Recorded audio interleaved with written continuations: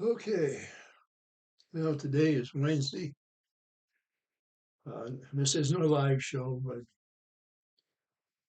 I hope I'm looking in the right direction. It's just one of them days that I don't feel all that great.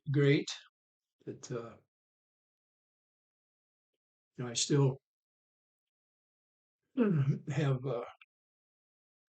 you know, bad days. Uh, I know some people said it would get easier as time goes on, but it really hasn't. The days are still very empty compared to what they were. And those of you that have lost a partner, whether it be for me, it was my wife. She passed away in September, and here it is, the end of January. And the first anniversary we weren't able to spend together is gone. It would have been our 63rd. Her birthday's coming up in a few days. It'll probably be a tough time to get through, but for most of our marriage, I bought her flowers on her birthday and tried to celebrate it with her as much as I could. In retirement, I didn't miss her birthdays. We were together. We looked for opportunities to celebrate together. Yeah, I really had not planned on her not being there to the last day with me. I mean, I thought for some reason in my mind that we'd be lucky enough to leave at the same time, and for some reason I got left behind. And you know, I, it's just one of those things. The good Lord took her first, and she probably was more deserving of a better world.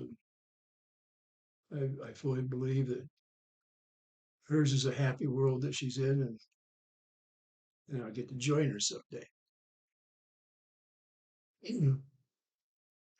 I have plenty of blessings. I have friends out there. My neighbors, it's pretty much they check with me or for me almost daily and have since the day my wife fell. We've been here, be 23 years in a few months here, pretty quick. And that's a was a big portion of our married life as well, spend that many years in one house. Our full retirement was spent right here. We looked at places all over. And I guess the longer we were here and the more things we did, the more ingrained we were here. We didn't want to leave it behind and go to another state or even a different house in this state. We chose a little town because of the quietness that you experience in a small town. Years ago we lived in Houston, and it was a fairly new subdivision, and we didn't think we'd ever leave there either. And we did like it there. It was a nice home, and it was quiet there. We didn't have noisy neighbors and things like that. And Houston held a lot of things. That anything you want to do, I believe, was right there in Houston. It has some poor parts, poor parts of town that you don't want to be in particularly, but has some of the latest and greatest things to go see or do as well. And we used to like to go to this supper club where you cook your own steak, and we had uh, we had a lot of fun there. It had a dance floor. We could get up and dance and do things like that. You don't have that in a little town like this, obviously. The exchange or the difference in it, I don't know.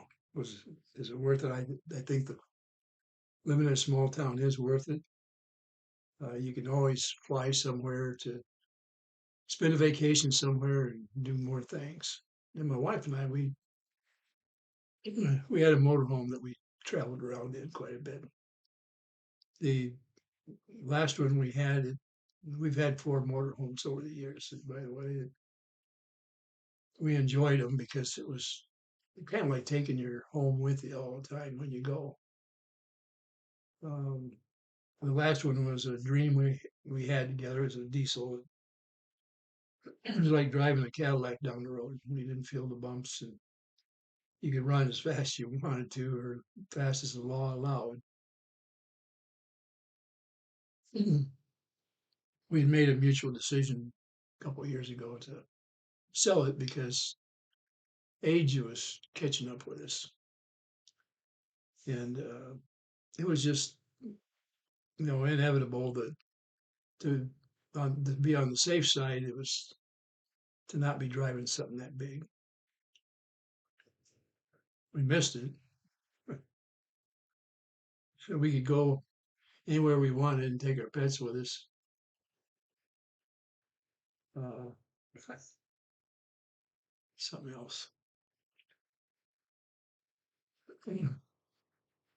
I hope you don't mind me looking around. I have a hard. The camera's right there, and the computer's over here. I'm used to looking at the computer. I'm not looking a way to evade anything or anything like that. I'm just kind of rambling a little bit because it was a day that I just don't feel up to par. The things I miss, I guess, actually, it's the main thing I miss. And of course, that's my wife. And I know that it may be a while before I get to see her again. And every time I go outside and look at that backyard and the things that my wife was responsible for having thought up what she wanted in it, it'd be whether it be trees and bushes and flowers and it was the very deck I was standing on to look out at the yard. It's it's hard not to share it with the one that helped design the look. And that could be said for the house in here. Every square inch she's touched. She painted this house and loved doing and planning. And she would spend weeks picking out a color or a color blend that she wanted to put in the house for each room. And over the years, she had a lot of tools that she'd either purchased or she borrowed from me from my garage out there. And one of the cabinets downstairs is for those things. It's full. Painting supplies, carpenter supplies, all kinds of tools. Mechanic tools are in the basement as well. She had her own toolbox and a carrier to carry them in. She was very self-sufficient, you could say, mainly because she liked to do things with her hands. She knew a lot about construction. She helped me in my early years when I had my own business, and she'd go out and work as hard as any man that ever worked for me out there. And she had more sense about it because she came from a construction family, and she would have been the third generation in the construction business. And like I say, she knew more than a lot of the people who worked for me and worked harder than a lot of them when she was out on the job site. And she enjoyed that kind of stuff. She liked to see things being built or decorated, or she had her own mind about it. I miss that part of her because we used to sit down and talk so many things. So I guess it's what made us so close. in the last days, uh, she didn't die in the house here, but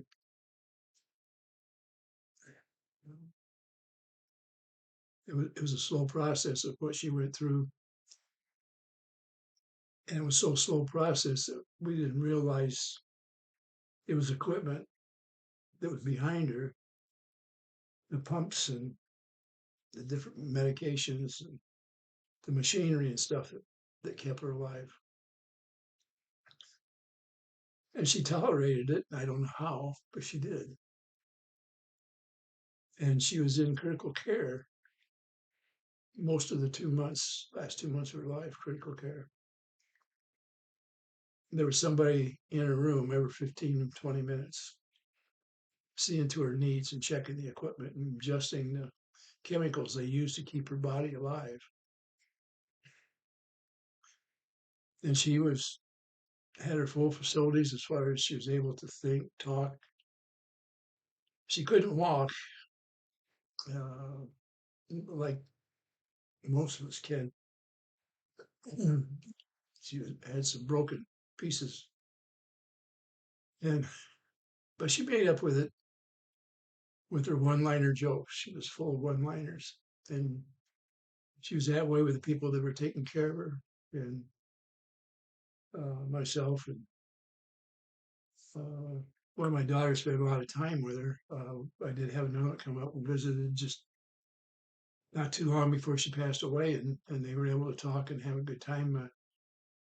Uh, my wife seemed pretty happy that she was able to see uh, her daughters before she passed.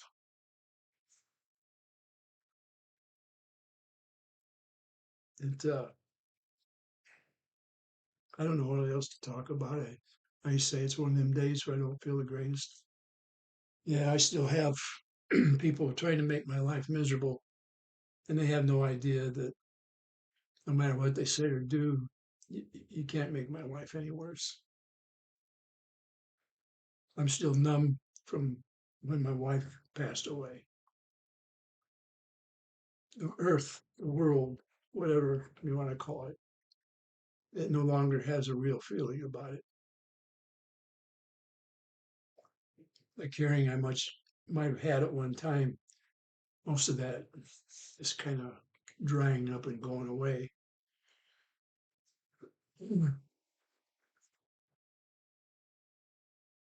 I know one too long ago, maybe a week ago, that one yo-yo out there, of course, he has no empathy, but he had said that I have no idea what I'm going to lose because his life has been so disruptive, his own life caused by his own disruption. He wouldn't have an idea of what I went through last year because he doesn't have somebody like that to feel that way about. I don't think he ever will. I, I think he has a mental issue that is like encapsulated his soul. But that's him and not me. I have a lot of things to be thankful for and something to look forward to. I'm not so sure he has. I raised a family, they're out there and doing fine. He probably doesn't or hasn't known what it's like to have the love of a family and love a family. And he has a lot of people around him in the same boat, apparently, that don't, they're missing empathy. So they make up for it by utilizing their hate on others. That's their life. That's not mine. But I can tell you, you won't make me feel any better or any worse than I already feel. This this world ended for me the day my wife passed away. This new world that I'm in doesn't make me all that happy. It will never be like it was,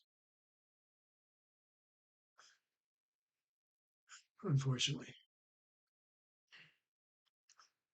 I know when the Lord comes down to take me home, I'll be a happy soul again.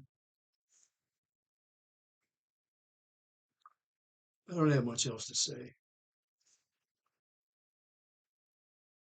I really don't understand other people out there that are so afraid to love other people. They have to use everything they can to make everybody miserable around them.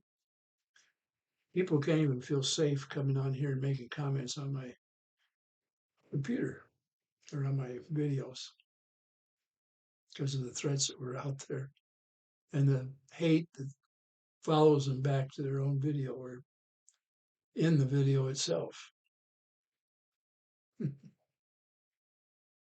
It can be a cruel world.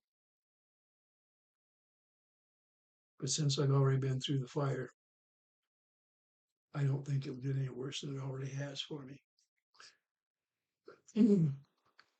I am happy for those that are brave enough to come on my channel and talk over good times and think about new recipes because one thing I do like to do is eat. And I actually am learning more and more about cooking out of necessity.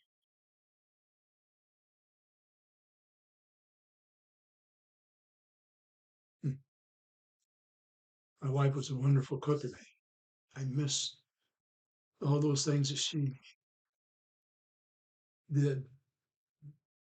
And she did them for me. What a wonderful woman she was. You see, she offset all that hate and miserable people out there.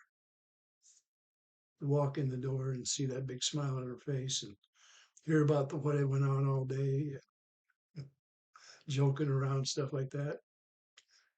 I do miss it. For those of you who have walked this path before I did and tell me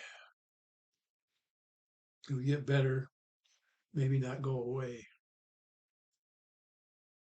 My days have not any of them have been filled with the happiness that I had back then.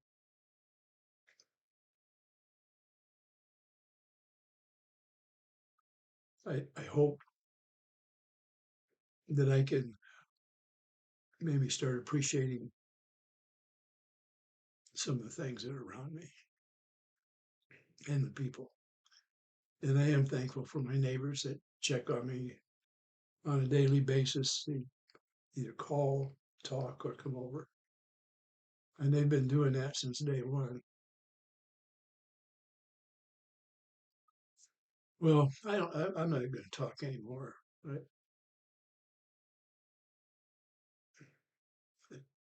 The only thing I'm really doing probably is, I guess I'm making myself feel a little better because I'm talking it out. But I'm probably helping those people out there that hate me and a lot of the people that are my friends, people around me.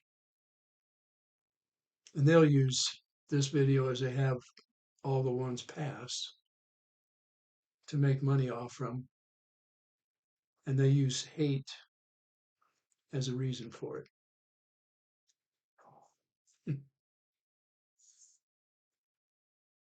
What a misconception of a good life. Money won't buy you what I had. The one guy that's after everything I've got, if somehow he would get it, it's not going to bring him what it brought me for the happiness with my wife. It just won't. All the money in the world won't. You can't buy what I had, and you don't deserve it anyway. With that, we'll call it a day.